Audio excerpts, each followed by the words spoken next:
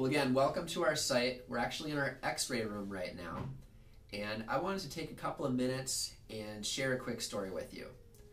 When I was in the 8th grade, they found out that I had scoliosis, which is a sideways curvature in the spine. And so because of this, they took several x-rays of my spine over the next few years through high school. And surely enough, my curves kept on getting worse and worse and worse, all the way to the point that they were seriously considering doing surgery on me. And my pain got worse. It was more difficult for me to sit and concentrate during school because I had all this pain. It was difficult for me to play sports. But fortunately, I did not need the surgery. And even more fortunately, after high school, I had a friend that had referred me to go and see a chiropractor, his chiropractor, and he really helped me out a lot. It was the best I had felt in years.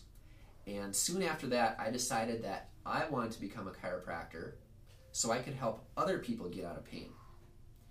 Now, my first patient that I ever had here in the San Diego area, his name's Pietrek.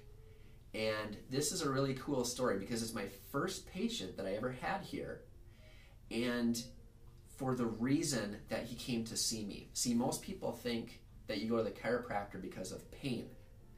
But he came to see me. Yes, he did have the lower back pain, but he came to see me because his troop was about to deploy for Iraq, and he didn't pass his physical. He wanted to go there. He wanted to do his job.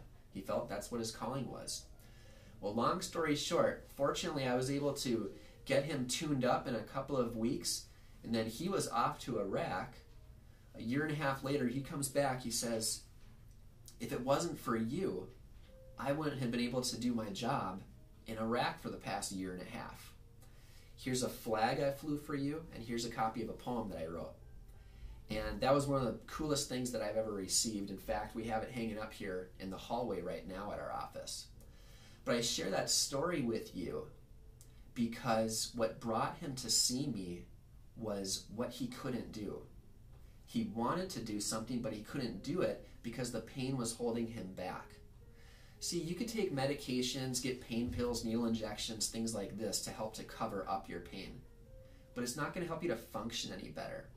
That's what I love doing with people, helping them to function better, help them to sort of get beyond themselves and their own limitation so they can do what they feel called to do. And that's what I love about my job.